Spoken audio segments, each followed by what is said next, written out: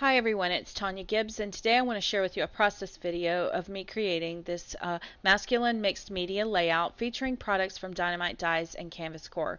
We're going to use the heart doily and the spring grass dies today in unusual ways, and we're going to use these Canvas Core products: the red and white dot reverse paper, the burlap sheet in red, the fluted white, which is like a corrugated board, hemp rope in red, and mini clothespins in red, the pure black glam, and glimmer mist in marmalade, glimmer mist in pearl, and then pure mistable paper, which is the patent leather.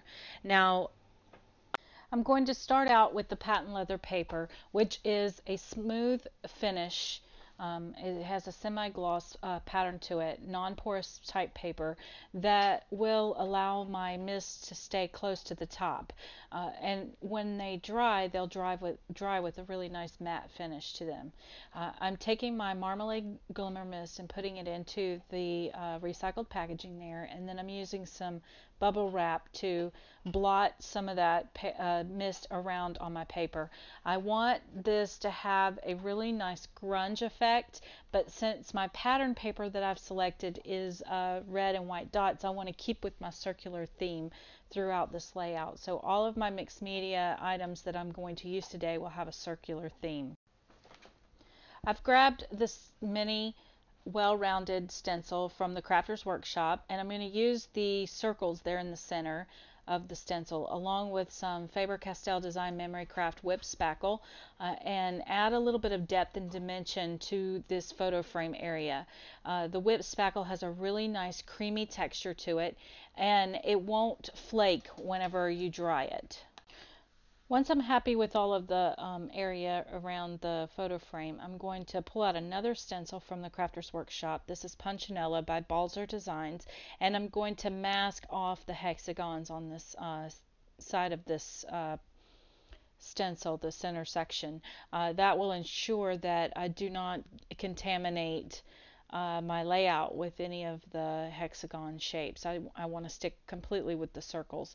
I'm taking that ink that is in my palette there, and I'm going to use a cosmetic sponge to dab that around and give a little bit more depth to this section of the photo frame, and it's just going to give a little more interest around those edges. And then of course what I do to the right side, I'm trying to also do to the left side, and you can really see how that's really given a little more depth to this and giving a little more circles. After further evaluation, I felt like I needed to introduce a second color, so I went to black because I do want to keep this monochromatic. This is a stamp from Stampendous. It's called NK Studio Grunge Background. And I'm just using some jet black archival ink to stamp that around. Now the paper has a nice slick surface, so you do need to be very careful that you don't smear the stamp as you're stamping it around. So once I've pulled that away, I kind of looked at it and decided it needed a little more shimmer. The white just seemed kind of flat, so I pulled out my Pearl Glimmer Mist and spritzed it around, and I'm going to hit that with the heat gun, and that just gives another extra layer of color. Now I'm going to take the marmalade again and just do a few splatters or droplets around. Now you do want to make sure you're careful when you're using red, because you don't want it to look too much like a crime scene. But since this is grunge and it's going to be a rock and roll type layout, it is appropriate here. So to tone down some of that crime scene look, I've pulled out the cargo stencil from Tim Holtz, and I'm going to use that black glam and stencil on a couple of these alphabet letters and numbers around this frame area. That's going to kind of tone down some of that red and bring back in that grungy look and make it a little more punk. So that's one nice thing about masculine layouts, is the grungier the better. So it might look like a hot mess right now, but just hang with me, it's going to look better, I promise. Now we're taking a paintbrush, and I am going to paint in some of those spots from the whip spackle, and I've also splattered some spots around, and I'm taking the bottom of the glam bottle, and I'm going to, just blot some of those the circles around. Again, this keeps with my circle theme. and introduces that that extra bit of texture as well. So now I have this little piece of scrap that was on my desk. It's a fence chipboard piece from Fab Scraps, and I've painted it with gesso from Faber-Castell Design Memory Craft, and now I'm blotting on some of that glam over the top of it, and it gives it a really nice tonal effect, and keeps it somewhat metallic looking. So the paint that's on my mat here, I've decided would make a great texture in some of those negative spaces on my layout. So I've spritzed it with a little bit of alcohol to activate the glam, and I am going to blot it up. Now I have a small little bit left here, another spritz of alcohol, and I'm going to grab that burlap, and the burlap was just a little too red for me, so I'm going to mop up the stuff on my desk with the burlap, and then blot a little bit of that glam onto it with the bubble wrap as well. So it just kind of makes it look dirty and kind of keeps with my rock and roll theme a little bit. So I'm going to start tucking in these pieces of this fencing. I love to take these background chipboard pieces and break them up and work them in around objects. If you left them whole, you would cover them up most likely, or I would. So it's nice to be able to break them apart and have them peekabooing out. Now I'm going to take this fluted paper from Canvas Core, and it's kind of like a corrugated board. I'm going to just cut off a couple of strips of it, and again, it's just a little too white, so I'm going to figure out where I want to place it, and then I'm going to take the jet black archival ink and just scuff up the edges a little bit, and then I'm going to hit it with the marmalade to just give a little bit more color to that area. So I want to make sure it's good and dry, and try and find some placement for that. I had this idea. Okay, so here is the spring grass dye from Die-Namites. It has these eggs on it, but if you cut the eggs off, it has this nice grass look to it. But my idea is to more or less mimic the flames that are in a sticker that I'm going to use, so I'm going to make them into flames. So let's start working on our photo mat now. I've pulled out the red and white dot reverse paper, and I've cut a photo mat, and now I'm using my Prima tool to grunge up the edges and to kind of scuff it up a little bit and give it a little character. It can't look too new on this grungy layout or it'll look out of place. And then I'm going to take my archival jet black ink and work that in around the edges as well, and just really scuff it up, and look at how it just really adds a nice tone to this. So the edges were still a little too white, so I just picked up the ink pad and ran it across the edges. And for this photo, I had decorated this photo in Photoshop to give it that grunge look. So when I cut the photo out, I wanted to continue that grunge look with it, so I went around the edges so that I could cover up the white space where I cut the layout. Now I'm going to work this grass in around, and you'll see that it's starting to have this look of flames. So I'm going to go ahead and hot glue that down and use it as a border around my photo. So to hold my photo in place, I've added just a small amount of hot glue on it. This way I can still rip it up and move it around if I need to. Also notice when we came back I had everything glued down, but I went ahead and went with a vertical alignment with that corrugated board rather than a horizontal alignment.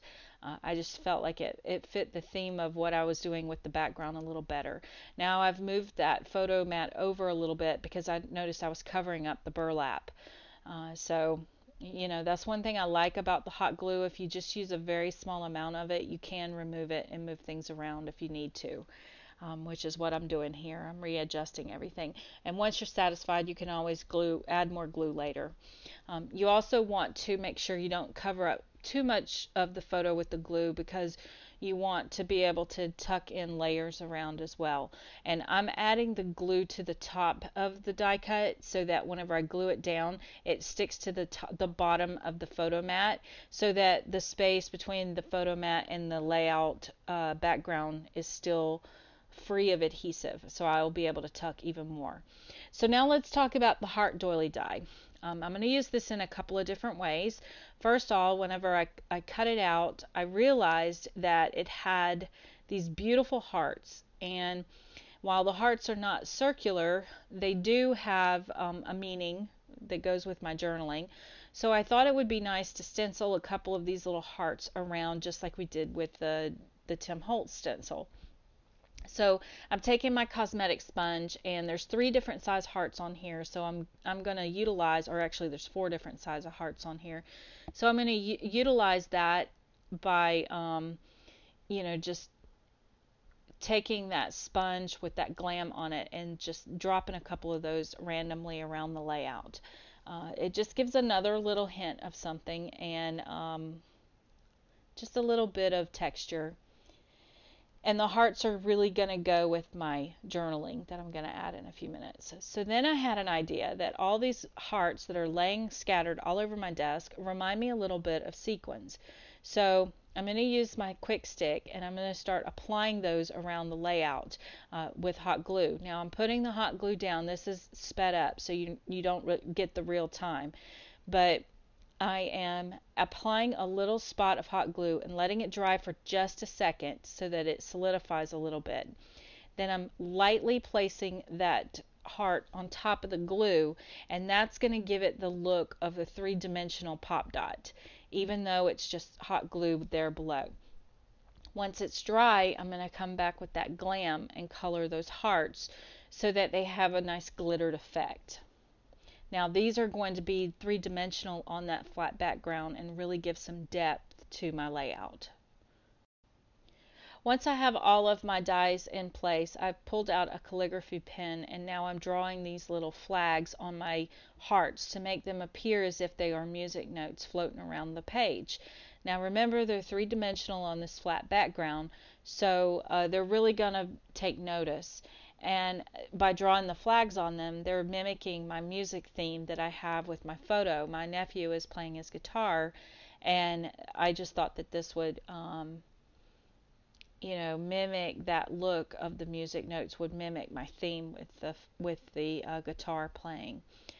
And I tried to make his photo look like a CD cover.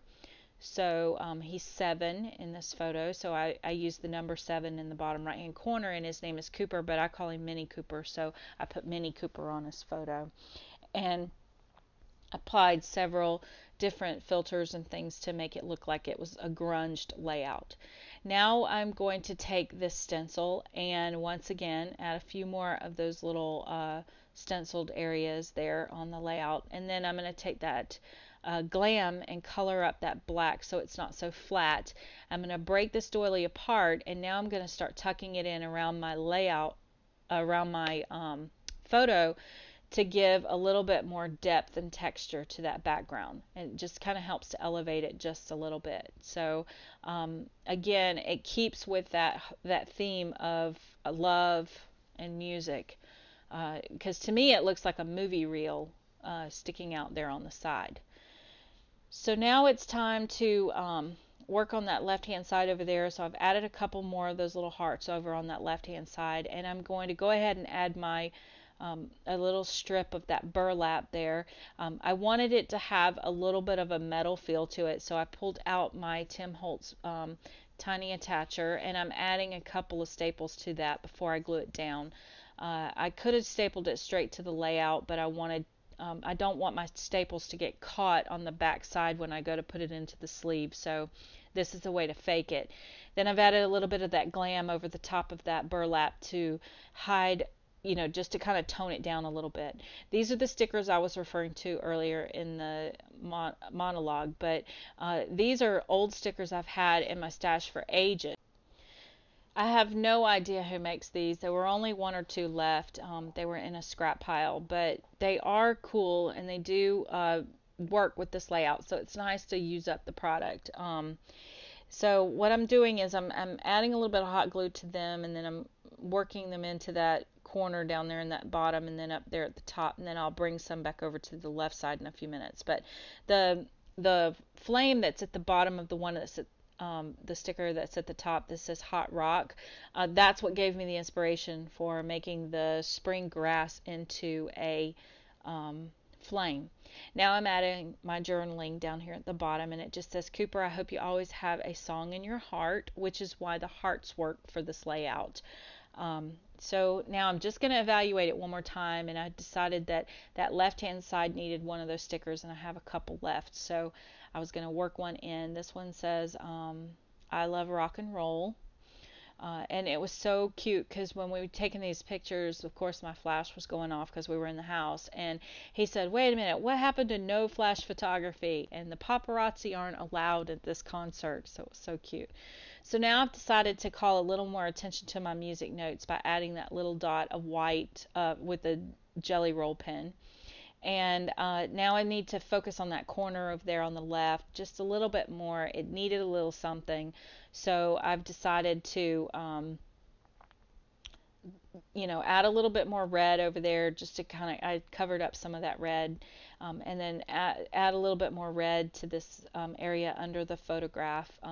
That sticker was coming up, so it wasn't mounting really well on that corrugated board, so I just added a piece of foam tape below it to elevate it just a little bit. And now I'm going to take this marmalade and work it around the edges. I just felt like the edges seemed to be too clean with all of the grunge that was going on around there. So I'm just blotting it across the side of this area, and it's going to darken it up and just sort of send your eye back up towards the center. When you darken the edges of your layouts like this, it does give your eye a kind of an ending or a placement on your layouts. So I came back with the black glam and finished it off, and again, that just gives your eye a place to rest. And it says this is a border or a boundary, and then it just kind of helps to draw attention to that center section a little bit more. So I'm just going to finish that up, going around the edge of that layout really well, and I just really love that grunge look that this gave to the layout. So once I get all the way around the edge, I've reevaluated one more time and decided that I kind of lost my circle theme there on the left hand side. So I pulled this stamp out from Stampendous. This is in that grunge set as well. That it's not the same stamp set as the last one, but it is in that same group. So I've used it. Now I've gone off to wash my stamp really well because these glazes will harden on your stamps and ruin them, so you want to make sure you rinse them immediately after you use them. I found a piece of film strip from the Tim Holtz film strip, stapled it to that corner over there, and then I have this little wood veneer from Studio Calico. It's a little camera, so I've tucked it in that corner as well. And I love to make these little embellishment clusters in the corners. I just like the way they look. So I found this red jewel that I'm going to place here as the lens for the camera, and it was just a little bit too bright, so I just blotched some of that glam over the top of it as well to tone it down a little bit. And now I realized that that corner under the photo just wasn't working for me. It needed a little something. So I reached into my stash and pulled out some of this red cord, and it's got 3 or 4 layers to the twine, so I'm unraveling it so that the twine's a little thinner. And I'm going to make like a little small figure-8 bow there, and then twist it off with a piece of floral wire in the center to hold it in place. And then it's still just a little bit too red, so just like I did with all the other accent pieces, I'm going to touch it with a little bit of that stiletto glam as well, and then tuck it into that bottom left hand corner of that layout, and it just sort of gives your eye a little something in that corner. I just wasn't caring for that transition too much. Trim the tails off, and then I decided to add one of those little clothespins up at the top to anchor down my photo. So there you have it. There is a close-up photo of the layout once it was complete. I really love the look of this. It's great masculine layout.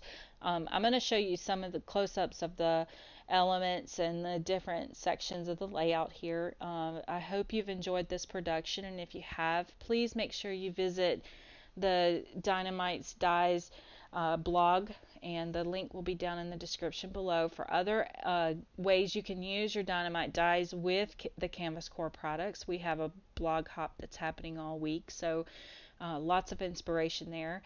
Thank you guys so much for watching, and as always, don't forget to leave me comments, and thank you for subscribing.